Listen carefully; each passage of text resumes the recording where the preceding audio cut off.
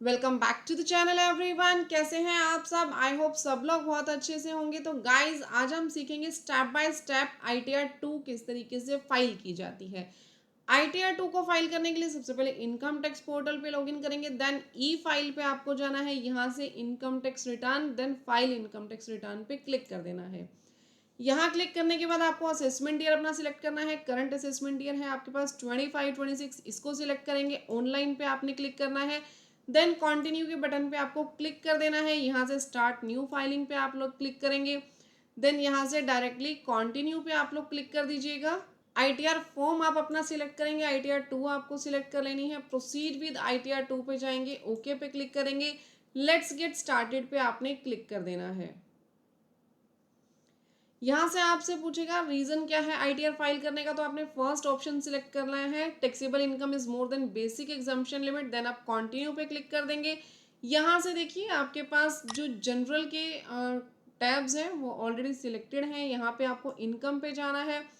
Income में अगर आपकी हाउस प्रॉपर्टी की इनकम है तो हाउस प्रॉपर्टी पे आप लोग टिक रहने दीजिएगा।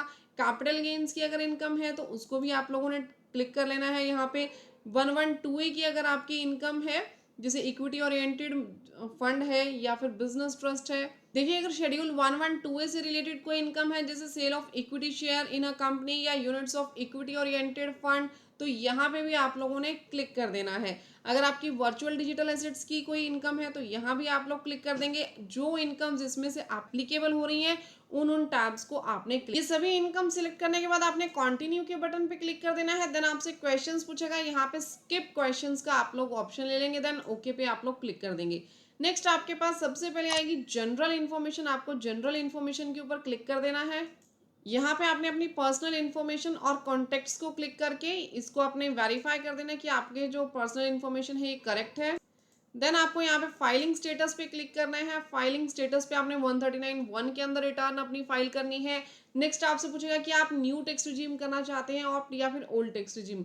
अगर आपने न्यू टैक्स रिजीम ऑप्ट करनी है तो यहाँ पे नो पे ही आपने क्लिक करे रहने देना है। देन आपको रेजिडेंशियल स्टेटस यहाँ पे फिल करना है कि आप रेजिडेंट हैं।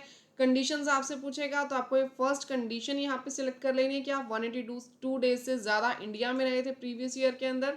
नेक्स्ट आपको यहाँ पे नो ही रहने देना है। अगर आप एफपीआई हैं तो आपको यस पे क्लिक करना है, अदरवाइज नो पे क्लिक कर दीजिएगा। लीगल एंटिटी आइडेंटिफायर ये आपके पास कब मैंडेटरी है? जब आपका रिटर्न जो है, रिफंड जो है वो 50 करोड़ से ज़्यादा है। अगर आपका 50 करोड़ या उससे ज़्यादा का रिफंड है तभी आपको एलईआई जो है वो मैंडेटरी है, अदरवाइज नहीं है। नेक्स्ट आपसे पूछेगा कि आप क्या जो रिटर्न है वो कोई लीगल रिप्रेजेंटेटिव फाइल कर रहा है, अगर कर रहा है तो यस कर दीजिए, अदरवाइज नो पे ही क्लिक रहने देना। नेक्स्ट क्या आप डायरेक्टर है किसी कंपनी में? अगर डायरेक्टर हैं तो यहाँ पे यस कर देना और यहाँ पे इंफॉर्मेशन फिल करना अपनी कंपनी की, किस कंपनी में आप डायरेक्टर हैं। नहीं है तो यहाँ पे नो रहने दीजिए। अगर आपके पास अनलिस्टेड इक्विटी शेयर है प्रीवियस ईयर में किसी भी कंपनी के, तो यस करके यहाँ पे डिटेल्स फिल करना कि किस कंपनी के अनलिस्टेड शेयर हैं। नहीं है तो नो क्लिक कर दीजिए। देन आपको यहाँ पे अपने बैंक अकाउंट की डिटेल्स ऐड कर देनी है। अगर लास्ट टाइम आपके पास कोई बैंक अकाउंट था तो उसकी डिटेल्स ऑटोमेटिकली यहाँ आ गई होंगी। अगर नहीं था तो आपने यहाँ पे नए बैंक अकाउंट की डिटेल्स ऐड करनी है। देन कंफर्म पे आप लोग क्लिक कर देंगे। कंफर्म करने के बाद देखिए आपसे आगे शेड्यूल पूछेगा सैलरी का। यहाँ पे सैलरी पे आपने क्लिक कर देना है। यहाँ आप लोग ग्रॉस सैलरी पे क्लिक करेंगे। ऐड अनदर पे आपने क्लिक करना है। यहाँ पे सबसे पहले आप अपने एम्प्लॉयर का नेम डालिए, उसका टैन नंबर डालिए। टैन नंबर अगर आपके पास नहीं है तो आपको 26 में दिख जाएगा। ध्यान रखिएगा 26 से अपना जो डाटा है वो ज़रूर मैच कर लीजिएगा, AIS से भी अपना डाटा मैच कर लीजिएगा। देन नेचर ऑफ एम्प्लॉयर आपको देना है। ध्यान रखिएगा TDS डिडक्ट हुआ है तो ही टैन मैंडेटरी है, अदरवाइज टैन मैंडेटरी नहीं है। नेचर ऑफ एम्प्लॉयर में आपको बताना आप सेंट्रल गवर्नमेंट, स्टेट गवर्नमेंट, कौन से एम्प्लॉई हैं, आप पेंशनर हैं या अदर्स यानी प्राइवेट एम्प्लॉयज़ के अंदर आते हैं। देन आपको अपना एड्रेस यहाँ पे एम्प्लॉयर का फिल करना है, टाउन, स्टेट, पिन कोड ये यहाँ पे डालना है। अगर आप अदर ब्रेकअप्स अपने वैल्यू के, अपना जो सैलरी है सैलरी ब्रेकअप आपने यहाँ देना है। नेचर ऑफ सैलरी में बेसिक सैलरी सबसे पहले डाल दीजिएगा। अगर आप चाहें तो कंप्लीट अपनी सैलरी इसके अंदर दिखा सकते हैं, बट अगर आप अलग अलग ब्रेकअप देना चाहें, जैसे बेसिक सैलरी हम लोग यहाँ पे डाल देते हैं 6,25,000, ठीक है। देन अगर आप यहाँ पे HRA अलग से दिखाना चाहें कि हमारा HRA कितना है, डियरनेस अलाउंस कितना है, कन्वेंस अलाउंस कितना है, तो इस तरीके से भी आप लोग दिखा सकते हैं। जैसे डियरनेस अलाउंस आपको अलग से मिल रहा है 50,000, तो वो आप यहाँ पे दिखा सकते हैं। क्लियर? बट आप लोग ऑलरेडी जो रिजीम ऑप्ट कर रहे हैं, आप लोग न्यू टैक्स रिजीम ऑप्ट कर रहे हैं, तो यहाँ पे एक साथ भी आप लोग दिखा सकते हैं। टोटल जितनी भी सैलरी है आप लोग बेसिक सैलरी में यहाँ दिखा दीजिएगा 6,75,000, और इतना ब्रेकअप आपको देने की ज़रूरत भी नहीं है। क्लियर। नाउ अगर कोई भी आपके अदर वैल्यू ऑफ परक्विजिट्स वगैरह आप दिखाना चाहें दिखा सकते हैं, बट मैं रिकमेंड नहीं करूँगी। आप लोग सारा बेसिक सैलरी के अंदर डालो, सिंपल तरीके से अपनी रिटर्न जो है वो फाइल करें। एम्प्लॉयर की डिटेल हमने डाल दी है, देन हम यहाँ पे सेव के बटन पे क्लिक कर देंगे। सेव के बटन पे क्लिक करने के बाद ये टेबल अगेन आप लोगों के पास आ जाएगी। देन आपने अगेन यहाँ पे कंफर्म पे क्लिक कर देना है। सैलरी की इन्फॉर्मेशन आपके पास फिल हो चुकी है। देन आपने हाउस प्रॉपर्टी की इनकम यहाँ पे दिखानी है। जितनी भी आपकी हाउस प्रॉपर्टी की अपनी हाउस प्रॉपर्टी की इनकम आपने यहाँ पे शो करनी है। ऐड अनदर पे आप लोग क्लिक करेंगे, अपना एड्रेस यहाँ पे बताएंगे कि आपकी हाउस प्रॉपर्टी का एड्रेस क्या है। ऑनर ऑफ द प्रॉपर्टी यानी क्या आपकी खुद की प्रॉपर्टी है, स्पाउस की है या माइनर की है, वो आपने डिटेल यहाँ पे देनी है। अगर हाउस प्रॉपर्टी को ऑन्ड है, यानी अगर आप उसके अपने जो हाउस प्रॉपर्टी है वो पार्टनरशिप में ली है, तो यहाँ पे आपको बताना है यस पे क्लिक करके जितनी भी आपकी रेशो है वो आपको रेशो यहाँ पे बतानी है। देन आपने यहाँ पे अपनी इनकम शो कर देनी कि ग्रॉस रेंट आपको कितना मिला है। क्लियर। ग्रॉस रेंट आपको जितना मिला वो आप यहाँ पे डाल देंगे। म्यूनिसिपल कमेटी को अगर आपने कोई टैक्स पे किया है तो वो आपने दिखाना है। 30% स्टैंडर्ड डिडक्शन ये अपने आप ले लेगा। फॉर एग्जांपल 1,20,000 अगर आपको रेंट मिला है तो आप 1,20,000 यहाँ पे एंटर कर देंगे।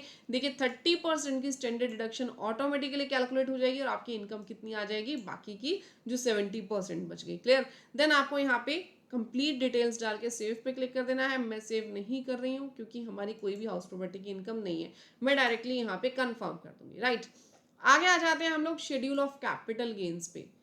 यहाँ आपने ओके पे क्लिक करना है। शेड्यूल ऑफ कैपिटल गेन पे आएंगे। सबसे पहले आपको मिलेगा short term capital gain. Short term capital gain में आपको पहले क्या क्या लैंड बिल्डिंग या बोथ आपने सेल किया हो। देखिए अगर हम बात करें शॉर्ट टर्म कैपिटल गेन की, तो आपने एक चीज ध्यान रखनी है, अगर आपने लैंड बिल्डिंग 24 मंथ से पहले बेच दी थी वो शॉर्ट टर्म कैपिटल गेन में आएगी, अदरवाइज वो लॉन्ग टर्म कैपिटल गेन में आएगी। तो आपने सबसे पहले देखना है कि जो आपने लैंड और बिल्डिंग सेल की है, अगर वो 24 मंथ से पहले ही सेल कर दी, यानी परचेज डेट ऑफ परचेज और डेट ऑफ सेल के बीच में 24 मंथ से कम का गैप है, तो वो शॉर्ट टर्म कैपिटल गेन बनेगा। और उसकी डिटेल्स आप लोगों ने यहाँ दिखानी है। यहाँ आप दिखाएंगे डेट ऑफ परचेज, देन आप दिखाएंगे डेट ऑफ ट्रांसफर यानी सेल कब हुई है, full value of consideration receive यानी कितना पैसा आप लोगों को रिसीव हुआ उस लैंड और बिल्डिंग को बेचने से, स्टैम्प ड्यूटी वैल्यू उसकी कितनी है। देखिए प्रॉपर्टी जब भी आप सेल करते हो तो एक स्टैम्प ड्यूटी वैल्यू अथॉरिटी से आपको मिलती है। उस स्टैम्प ड्यूटी वैल्यू से कम पर आप प्रॉपर्टी नहीं बेच सकते, तो वो स्टैम्प ड्यूटी वैल्यू आपको यहाँ बतानी है। रजिस्ट्री की कॉपी में भी लिखी होती है कि स्टैम्प ड्यूटी वैल्यू कितनी है। क्लियर। अगर कोई कॉस्ट ऑफ एक्विजिशन है वो आपको यहाँ पे दिखाना है, यानी जो परचेज की वैल्यू है वो आप यहाँ पे डालिए। कॉस्ट ऑफ इम्प्रूवमेंट, देखिए आपने जैसे कोई भी मकान लिया था, मकान लेने के बाद आपने कुछ ना कुछ उसके ऊपर खर्चा कर दिया, एक्सपेंडिचर्स कर दिए, तो वो वैल्यू भी आपको यहाँ पे दिखानी है। क्लियर। ट्रांसफर से रिलेटेड अगर कोई खर्चा हुआ वो आपको यहाँ पे दिखा देना है। देन आपको सेव के बटन पे क्लिक कर देना है, आपका शॉर्ट टर्म कैपिटल गेन यहाँ से निकल करके आ जाएगा। ठीक है। नाउ आगे हम लोग बात करेंगे शॉर्ट टर्म कैपिटल गेन के सेकंड पार्ट पे, यानी सेल ऑफ इक्विटी शेयर्स और units of equity oriented fund. जो आपके पास short term capital gain 111A section के अंदर आता है वो हमें यहाँ पे एंटर करना है। आप यहाँ पे क्लिक कर देंगे, ऐड अनदर पे आपको क्लिक करना है। क्लियर। यहाँ पे जैसे ही आप जाएंगे आपके पास यहाँ ऊपर सिलेक्ट में ऑप्शन आएगा 111A का, ये आपने सिलेक्ट कर लेना है यहाँ पे। अब सबसे पहले तो देखेंगे जो 111A वाला शॉर्ट टर्म कैपिटल गेन है ये टैक्सेबल कब होता है, ये टैक्स लगता कब है। देखिए अगर आपको शॉर्ट टर्म कैपिटल गेन हुआ है ट्रांसफर ऑफ इक्विटी शेयर्स पे या इक्विटी ओरिएंटेड म्यूचुअल फंड्स पे या यूनिट्स ऑफ बिजनेस ट्रस्ट पे, तो आपको 111A के अंदर जो शॉर्ट टर्म कैपिटल गेन है उस पर आपको टैक्स देना है। क्लियर। नाउ अब आप यहाँ पे देखेंगे दो कॉलम्स आपको दिखेंगे, एक अगर ट्रांसफर 23 जुलाई 2024 से पहले हुआ, दूसरा 23 जुलाई 2024 के वाले दिन या फिर उसके बाद में आपको आपने जो एसेट्स हैं वो ट्रांसफर की हैं, अपने शेयर्स ट्रांसफर की हैं। राइट। तो ये दो डेट्स आपको क्यों दी हुई हैं। अगर आप यहाँ पे फर्स्ट कॉलम में फिगर डालते हो, यानी आपने जो सेल की शेयर्स की वो 23 जुलाई से पहले, ध्यान से सुनिएगा, 23 जुलाई से पहले, 23 या 23 जुलाई के बाद की है तो ये सेकेंड कॉलम है। फर्स्ट कॉलम में फिगर्स आपने लिखी तो आपको यहाँ पे 15% टैक्स पे करना होगा। सेकंड कॉलम में जितना प्रॉफिट निकल करके आएगा उसका टैक्स रहेगा 20% के रेट से। मेरी बात समझ में आ गई? जी मैम। यानी 23rd की आपने फिगर अलग से बायफरकेट करनी है, 23rd या उसके बाद की फिगर अलग से बायफरकेट करनी है, और जो भी टैक्स बनेगा वो अलग अलग रेट से बनेगा। अब सबसे पहले आपको देना है यहाँ पे फुल वैल्यू ऑफ कंसीडरेशन, कितना आपके पास कंसीडरेशन आया। कॉस्ट ऑफ एक्विजिशन आपको देना है विदाउट एनी इंडेक्सेशन। कोई कॉस्ट ऑफ इम्प्रूवमेंट है, आपने कोई खर्चा किया हो वो आपको बता देना है। कोई एक्सपेंडिचर है आपका ट्रांसफर से रिलेटेड वो आपको यहाँ पे बताना है। और अगर आपके पास कोई लॉस है, आपको लॉस हो रहा है बोनस स्ट्रिपिंग से या फिर डिविडेंड स्ट्रिपिंग से, तो वो आपको डिसअलाउड कर दिया जाएगा, वो यहाँ पे आपको अलाउड नहीं होगा। तो ये सारी फिगर्स यहाँ पे डालने के बाद आपको सेव के बटन पे क्लिक कर देना है। अब ध्यान रखिएगा बाइफरकेट जरूर कर लीजिएगा कि 23rd जुलाई से पहले कौन सा है 23rd जुलाई, और उसके बाद की जो ट्रांजेक्शन है वो कौन सी है। नेक्स्ट आपके पास आ जाएगा लॉन्ग टर्म कैपिटल गेन। यहाँ पे आपको क्लिक कर देना है। अगर आपने कोई सेल की है लैंड बिल्डिंग की, तो आपने यहाँ पे उसकी डिटेल्स जो है वो एंटर करनी है। ऐड अनदर पे यहाँ आप क्लिक करेंगे। अब आपको यहाँ पे देनी है अपनी डेट ऑफ परचेज की आपने परचेज कब की थी। ध्यान रखिएगा अगर जो डेट ऑफ एक्विजिशन है और ट्रांसफर है, अगर इन दोनों के बीच में 24 मंथ से ज्यादा का गैप है तो आपके पास वो बन जाएगा long term capital gain. Clear? यहाँ पे आपको अपनी परचेज की जो डेट है वो देनी है, देन आपको अपनी सेल की डेट यहाँ पे देनी है, फुल वैल्यू ऑफ कंसिडरेशन यानी कितने में सेल हुई आपकी एसेट, और उसके बाद आपसे स्टैम्प वैल्यूएशन पूछेगा कि स्टैम्प ड्यूटी वैल्यू कितनी थी, वो आपको यहाँ पे प्रोवाइड कर देनी है। Cost of acquisition without indexation यानी बिना इंडेक्सेशन के अपने अपनी कॉस्ट ऑफ एक्विजिशन यहाँ पे बता देनी है। अगर कोई कॉस्ट ऑफ इम्प्रूवमेंट है यानी आपने कोई खर्चा किया था उसको इम्प्रूव करने में, रिकंस्ट्रक्ट करने में, तो वो आपको यहाँ पे वैल्यूज ऐड कर देनी कि कितना आपके पास कॉस्ट ऑफ इम्प्रूवमेंट था विदाउट इंडेक्सेशन, यानी कोई इंडेक्स नहीं करना उसको। और फिर यहाँ पे आपको ईयर सिलेक्ट कर लेना है कि कौन से ईयर में आपने वो खर्चा किया। ठीक है। देन अगर आपके कोई ट्रांसफर एक्सपेंस है तो ट्रांसफर एक्सपेंस आपने यहाँ पे एंटर कर देने हैं। देन आपको सेव के बटन पे क्लिक कर देना है ये सभी वैल्यूज डालने के बाद।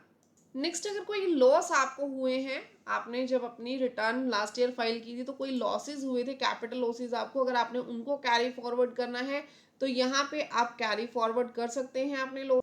बट हमारे केस में फिलहाल कोई भी कैपिटल लॉस नहीं है। Information regarding accrual receipt of capital gain ये भी मैं आप लोगों को बता दूं, इसे हम BFLA शेड्यूल के साथ फाइल करेंगे, तब तक के लिए आप इसको कंफर्म कर दीजिए। इसके बाद आपको जाना है शेड्यूल 112A पे। अगर आपने कोई इक्विटी ओरिएंटेड फंड जो है या फिर इक्विटी ओरिएंटेड, नेक्स्ट आपको जाना है शेड्यूल 112A पे। शेड्यूल 112A कब एप्लीकेबल होता है? जब आपके listed equity shares, equity oriented mutual fund या यूनिट्स ऑफ बिजनेस ट्रस्ट आपने सेल की और उसके ऊपर लॉन्ग टर्म कैपिटल गेन है, तो आपको 112A पे आना है। यहाँ आने के बाद आपको अपनी ब्रेकअप दे देनी है वैल्यूज की, जितने आपने जो शेयर्स हैं वो अगर आपने कब परचेज किए, बिफोर 31 जनवरी 2018 किए या बाद में किए। बिफोर के केस में आपको ग्रैंड फादरिंग का यहाँ पे बेनिफिट जो है वो भी मिल जाएगा।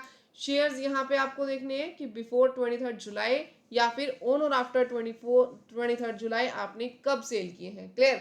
जो बिफोर का ऑप्शन है, बिफोर में आपका जो लॉन्ग टर्म कैपिटल गेन लगेगा वो 10% से लगेगा, और इसके अंदर ऑन और आफ्टर वाले केस में 12.5% के रेट से आपको जो टैक्स है वो पे करना पड़ा। अब देखिए जैसे मैंने 31 जनवरी 2018 के बाद का ऑप्शन सिलेक्ट किया तो ISIN कोड और ये सब मेरे पास क्या हो गया, ये ब्लॉक्ड हो गया। यहाँ पे ये जो टैब्स हैं ये ऑटोमेटिकली ब्लॉक हो जाएंगे, लेकिन अगर आप पहले का सिलेक्ट करते हो तो यहाँ पे ये सारी इन्फॉर्मेशन आपको देनी है, यानी स्क्रिप्ट वाइज यहाँ पे आपको एंट्री करनी पड़ेगी। कंसोलिडेटेड एंट्री आप नहीं कर सकते। आफ्टर के केस में कंसोलिडेटेड एंट्री यहाँ पे आप कर सकते हो। आपको सिर्फ फुल वैल्यू ऑफ कंसिडरेशन देना है, कॉस्ट ऑफ एक्विजिशन देना है, और रिलेटेड ट्रांसफर आपने जो एक्सपेंसेस हैं वो आपने यहाँ पे लिखने हैं। इसके अलावा आपने यहाँ पे कोई भी डाटा नहीं लिख, ये डाटा हमने यहाँ पे लिख दिया। आपका जो लॉन्ग टर्म कैपिटल गेन है वो यहाँ पे निकल करके आ जाएगा।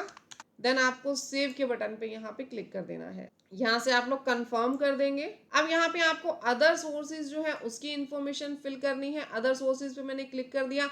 ऑटोमेटिकली अगर आपके 26 AS और AIS के अंदर कोई इन्फॉर्मेशन है वो ऑटोमेटिकली यहाँ से ये लोग पिक कर देंगे। देखिए जैसे इंटरेस्ट है, इंटरेस्ट अपने आप से आपका 49,255 आ रहा है। ये कहाँ से इसने पिक किया? आपकी AIS से और 26 AS से।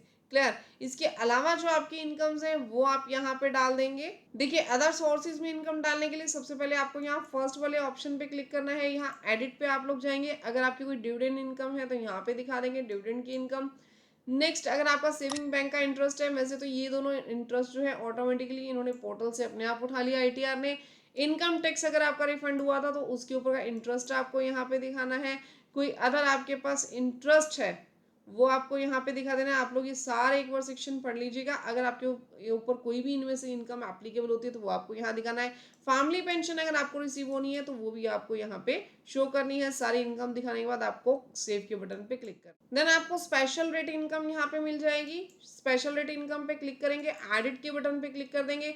अगर आपने कोई भी crossword puzzle race card game से इनकम अर्न की तो आपको यहाँ पे दिखाना है। बट अगर ऑनलाइन गेम से इनकम अर्न की तो आपको यहाँ पे 115 में दिखाना है। क्लियर।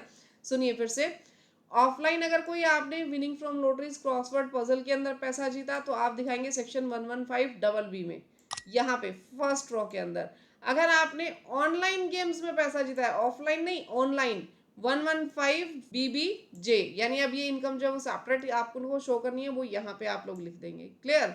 इसके बाद अगर कोई इनकम है जो कि चार्जेबल है अंडर सेक्शन 115 तो आपके जो क्रैश क्रेडिट्स हैं, अनएक्सपेक्टेड इन्वेस्टमेंट है, ये आपके केस में वैसे होंगे नहीं। अगर हो तो आप लोग यहाँ पे डाल सकते हैं। बाकी इस तरीके की इनकम्स आप लोगों की नहीं मिलेंगी जहां आपने अनएक्सप्लेन्ड कोई भी इन्वेस्टमेंट बता रखी। देन ये इनकम्स दिखाने के बाद आपको सेव के बटन पे क्लिक कर देना है। अगर कोई हॉर्स और ओनिंग और मेंटेनिंग ऑफ रेस हॉर्सेज से रिलेटेड इनकम है तो वो आपको यहाँ दिखा देनी है। देन आपको कंफर्म के बटन पे क्लिक कर देना है। यहाँ स्पेशल रेट की इनकम्स डालने के बाद आपको क्या करना है, यहाँ नीचे आएंगे आप, यहाँ टेबल नंबर 10 को आप ओपन करेंगे। यहाँ पे आपको जो डेट है, डेट बतानी है कि वो फर्स्ट क्वार्टर में आपकी विनिंग आई, सेकंड क्वार्टर में आई, थर्ड में आई या फिर फोर्थ में आई।